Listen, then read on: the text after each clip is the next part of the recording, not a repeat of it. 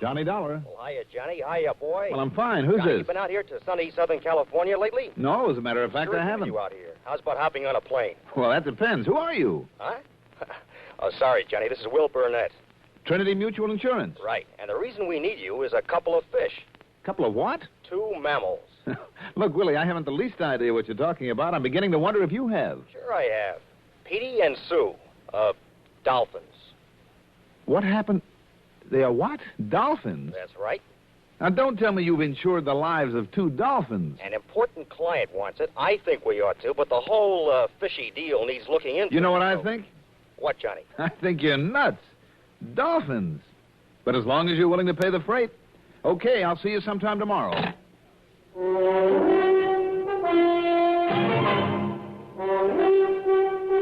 The CBS Radio Network brings you Mandel Kramer in the exciting adventures of the man with the action-packed expense account, America's fabulous freelance insurance investigator. Yours truly, Johnny Dollar.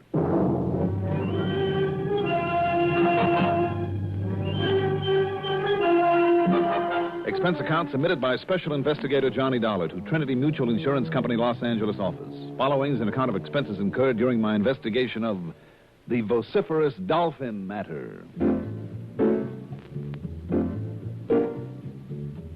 Expense account item 1. At the crack of dawn the next morning, $224.43. That's for a wire to Willie Burnett, a taxi to Bradley Field, and a jet going west.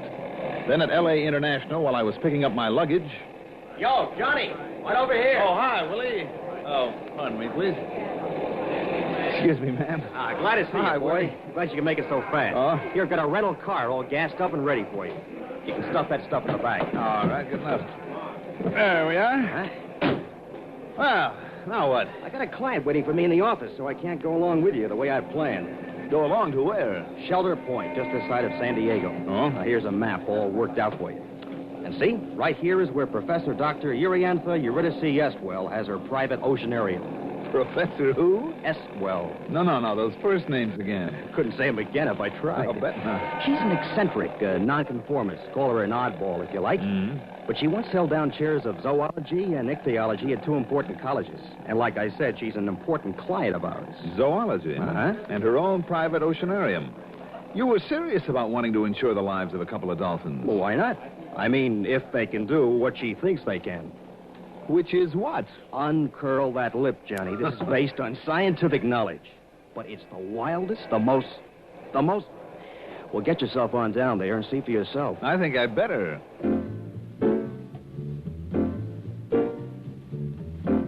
I cut on over through Inglewood to Route 101, the freeway, and then about 40 miles later hit the Pacific Coast Highway at Capistrano Beach. There I plowed into a cold, wet fog. Real pea souper. By the time I passed through the usually colorful town of La Jolla, I began to wonder if I shouldn't stop somewhere and wait for it to clear. But it was still early afternoon. Traffic wasn't too bad, so I kept on. By the time I finally found the unpaved road that cut over to Shelter Point, I wished that I had stopped. But a sudden, very short-lived breeze gave me a quick look at my destination. Down near the edge of the Pacific was a home, and leading out over the ocean was a long, wide pier with lockers lining one side of it. On the other side of the pier, rising out of the sea, was a tremendous tank. Boy, I could use a seeing-eyed dog in this fog. Sunny Southern California.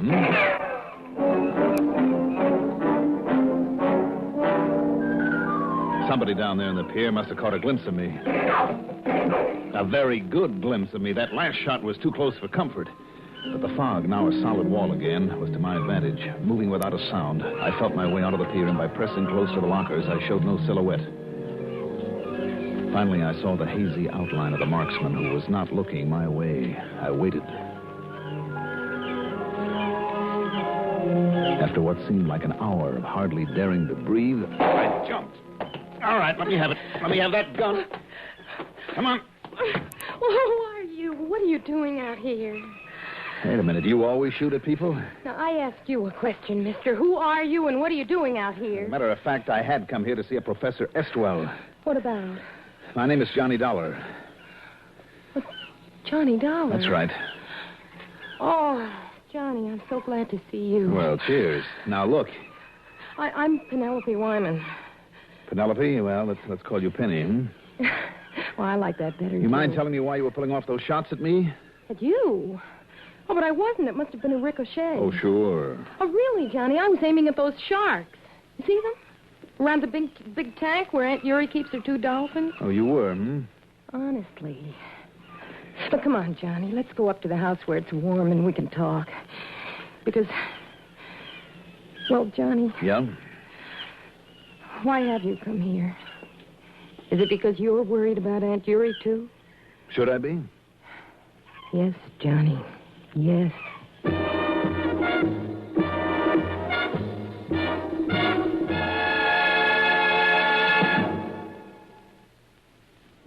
This ever happened to you? You're driving down a long highway or working late, and then monotony makes you feel drowsy. Perk up with No-Dose. No-Dose keeps you alert with the same safe refresher found in coffee. Yet No-Dose is faster, handier, more reliable, absolutely not habit-forming. The safe way to stay alert without harmful stimulants. No-Dose.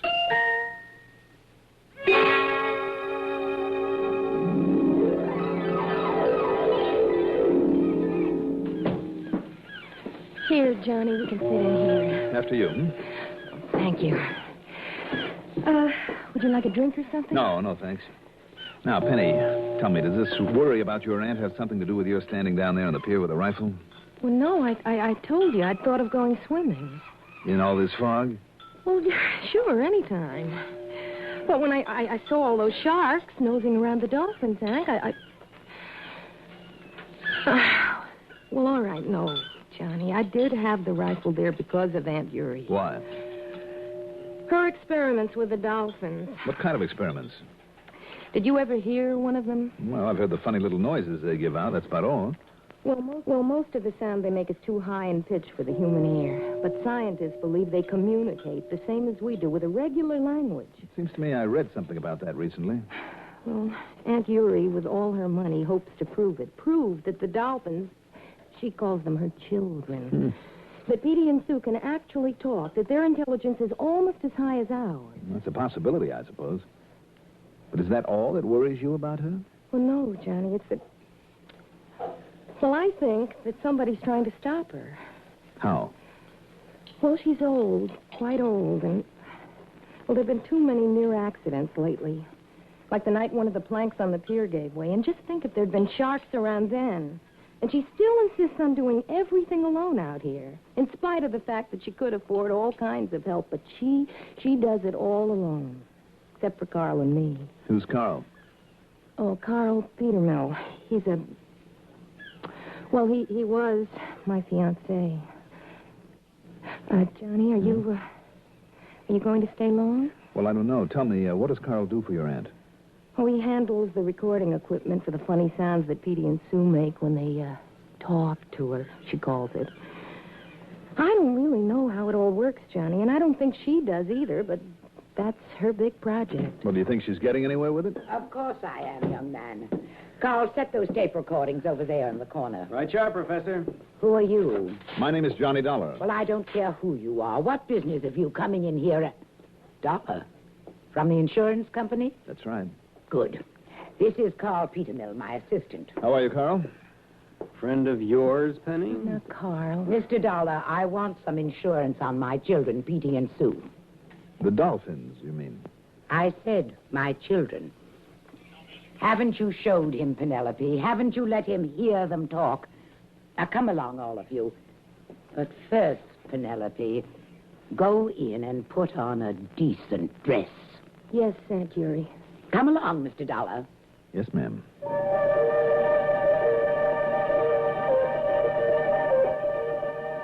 While Carl fooled around with a mess of complicated electronic equipment over at one side, we climbed onto a platform across the big tank, and the 2 dolphins came flipping up out of the water like a couple of playful puppy dogs demanding attention, splashing around, squeaking like mad, then leaping high into the air, clear over the platform and down into the water on the other side. The thing that really stopped me was when one of them, leaping out of the water onto the platform, just lay there for a moment until the professor gave it a few pats on the head like you would a playful dog. It was amazing. and a far more personal kind of play than I'd ever seen at Marineland or any other oceanarium where they train small whales and dolphins. They really seemed to understand her. That's enough. Then, at her command, they quit and stayed below, swimming around. Of course, coming up for a breath of air now and then and watching us all the time. There you are. Do you see, Mr. Dollar? They are my children. Completely obedient. And they love me, too. It's almost unbelievable, Professor. Well, that alone is reason enough to ensure their lives. Well, now... But there's a far more important reason, Mr. Dollar. One of tremendous scientific value to the whole world. At least it will be when I've given them more training to prove my point. I'm going to show you, demonstrate to you how they talk. Is the recording equipment ready, Carl? All set up to go, Professor. You get one of them up to the surface, and I'll handle the mic from here. Very well. Susie, come here. Come here, pet. Start the machine, Carl. Okay, we're rolling, Professor. All right, now, Susie. Talk to me. Talk to me, dear. Come on, Sue. That's right. Talk to me. That's a good girl. Do you love me? Do you love your mother? Say, mother. Mother. Mother, did you hear it, Mr. Dollar? I heard it, but I'm afraid I don't exactly understand her. Then we'll show you, won't we, Carl? Down you go, Susie. And thank you, dear. These tape recorders, Professor. How come? What's the matter with you, Mr. Dollar? Can't you see what we're doing? I'm not quite sure. It's obvious. We make a recording at ultra-high speed of sounds that are almost too high for the human ear to register properly. Yes, that must Then be... Carl puts it on another of those machines, like he's doing now, and plays it back at a very slow speed. I see. That will make it not only audible, but understandable. Understandable, hmm? Well, of course, you'll see. All ready, Professor. Then go ahead, Carl, go ahead. Now listen. Do you hear it now, Mr. Dollar? Now it's at a pitch that we can understand.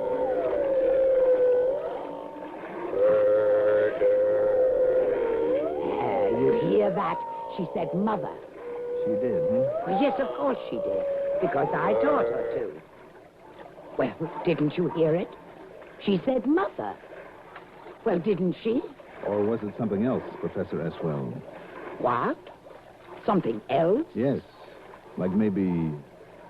murder.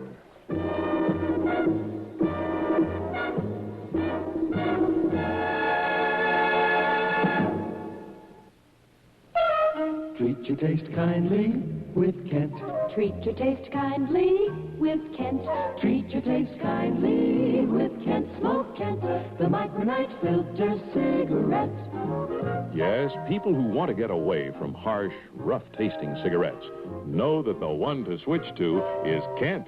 And there's a very good reason why. Kent, with the Micronite filter, refines away harsh flavor, refines away rough taste for the mildest taste of all.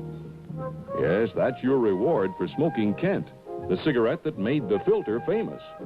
So when you want to get away from harsh, rough-tasting cigarettes, remember, the finer the filter, the milder the taste. And you'll decide to treat your taste kindly with Kent. Treat your taste kindly with Kent. Smoke Kent, the Micronite filter cigarette.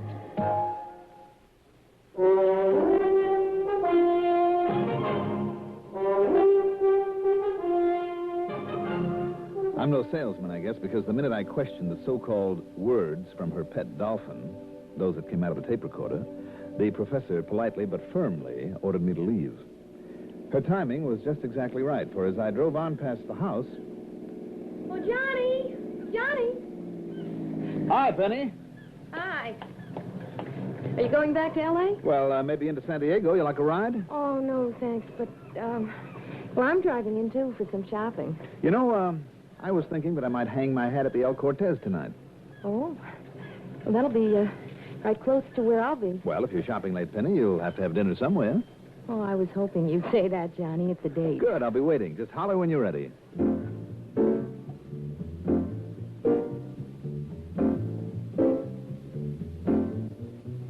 After phoning Willie Burnett and reporting no sale as yet, that's item 2, $1.45, I checked into the El Cortez, shaved, showered, dressed, then waited until Penny called. Then, a night on the town with that beautiful girl. Only once during dinner at Luback's did we make with any serious talk.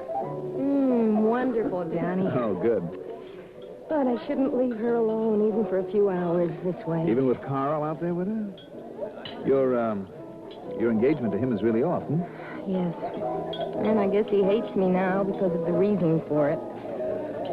Oh, I knew he hadn't had much formal education, but when I found out about the only life he really cared for... Well, Penny, let's not worry too much about him. But, Johnny, all his life, he'd worked in carnival. Well, that's a pretty colorful life, you know. A barker, a spieler for a freak show, two-headed snakes, that sort of thing. And that's what he hopes to do again. Let's forget about him, then. Johnny? Hmm? Do you think Aunt Yuri really has anything with those dolphins? Well, those tapes are pretty, provocative. Oh, why doesn't she just relax and enjoy her money? Tell me, who gets her money when she dies? You? Yes, everything.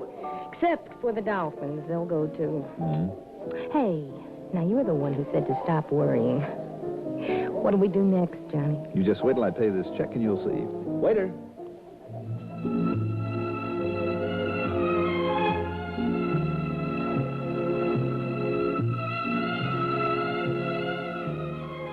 We did the nightclub route. All stops. It was one of the greatest evenings I ever had. Penny, not only clever, beautiful, charming, witty, but... Well, I was sorry when it was all over. And sometime after 4 a.m., I piled her into her car, kissed her goodnight, and watched her head on back to the beach. It was almost an hour later when... Oh, Johnny Dollar. Oh, wait a minute. Hold everything. Hello? Johnny, please, come out here. Penny? Yes, Johnny. Well, Penny, what's the matter? What's happened? Aunt Yuri. She's dead.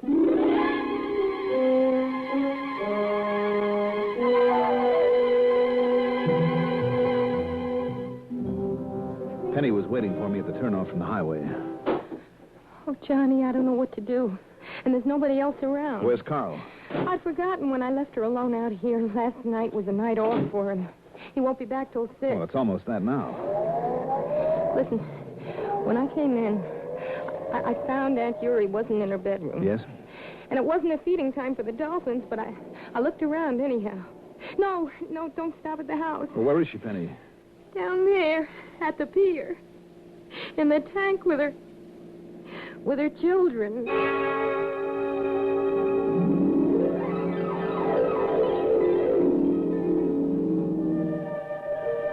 Her body was floating there, and the dolphins, her children, were beside her, protecting her. I rigged up a sling and brought her body up onto the platform, and I could see where she'd been struck on the head. Just then, Carl came running out onto the pier. I must say that his reaction was wholly unexpected. I knew it, Penny. I knew you'd get her sooner or later. Carl! Just a minute, Carl. Couldn't wait for her to die, could you, to get all her money? You had to help her along. I said just a minute. Hit her over the head, did you? Then pushed her in? Is that what you did? Oh, Carl, you're terrible. It's true, Dollar. It's true, because of her money. Now, look here, both of you. And listen. Yeah, the dolphins. I can prove it. I think I can prove it. Because they'll know. They must have seen and they can talk. Dollar, they can talk. And I can understand them, and they can understand me. Oh, yeah. You'll see.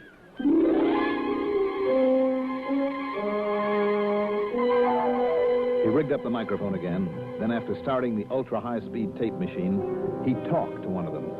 He asked that dolphin who had killed her. And when he finished, he moved the tape to the other machine. And now we'll play it back slow, and we'll see, Dollar. We'll see. What's that? It's my voice when I asked him. So low at this speed, it's only a rumble. The high squeak of that dolphin when it slowed down this way. Listen. Listen.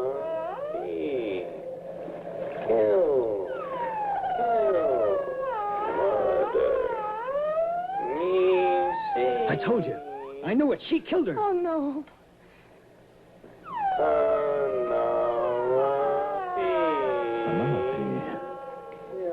All right, turn it off.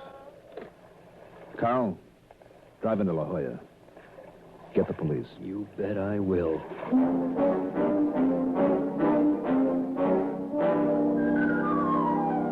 If it was true about Dolphin's intelligence, this might be no actual proof at all, but it was pretty damaging evidence against the girl who would inherit all of the professor's money. But from the time of the professor's first demonstration, I've been thinking about a man who knows every electronic trick. Bob McKinney, an engineer for CBS. So the minute Carl left to get the police and the medical examiner, I pulled the tape off the machine and we left.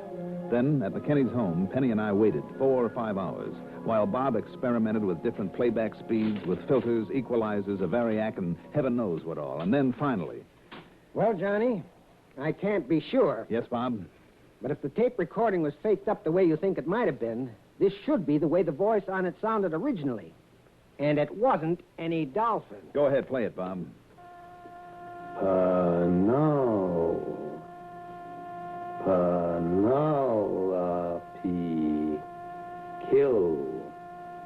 Kill.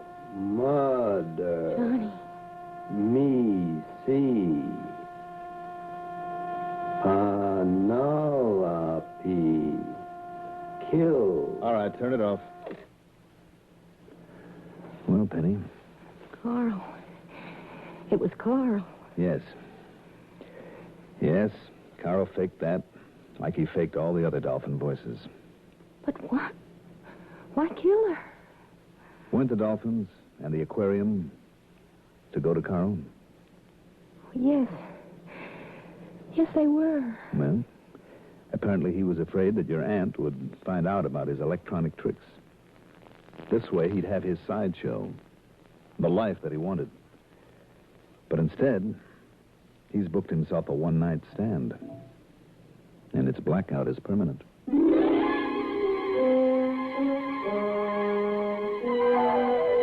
Thanks to Carl, the police and he were still there at Shelter Point waiting for us. Expense account total, including hotel and the trip home, $531.80. Yours truly, Johnny Dollar.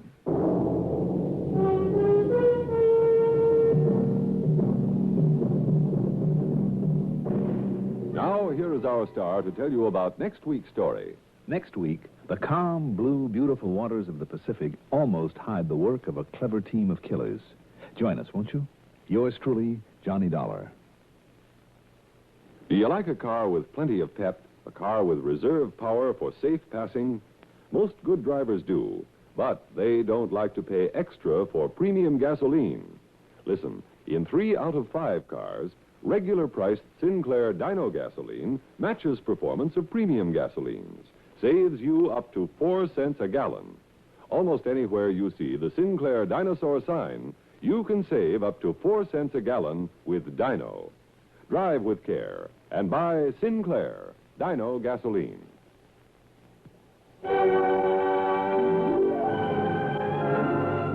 Yours truly, Johnny Dollar, is written by Jack Johnstone, produced and directed by Fred Hendrickson. Music supervision by Ethel Huber. Johnny Dollar is played by Mandel Kramer. Also featured in our cast were Larry Robinson, Ethel Everett, Joan Laser, Bill Lipton, and Ben Yaffe. Be sure to join us next week, same time, same station, for another exciting story of yours truly, Johnny Dollar. Art Hanna speaking.